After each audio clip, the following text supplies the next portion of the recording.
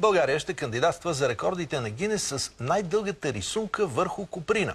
Автори на творбата са Габровката Ива Пенчева и нейни възпитаници от Школата за приложно изкуство.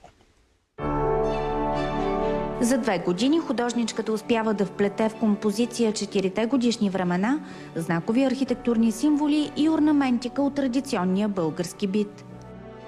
Най-дългата рисунка върху коприна за сега се състои от 65 платна с обща дължина 40 метра и още на този етап е достойна за Гинес. Такъв тип картина върху коприна не е правен до сега.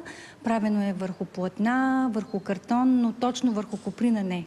Идеята на Ива е през 2015 година рисунката да се разрасне до 155 платна с дължина 100 метра, а в последствие към нея да се добавят раздели от бита на балканските държави, в които ще гастролира.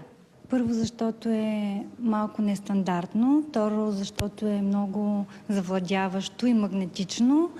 И смятам, че чрез красотата и чрез енергията на децата и моята положителна енергия ще представим нещо уникално и неповторимо.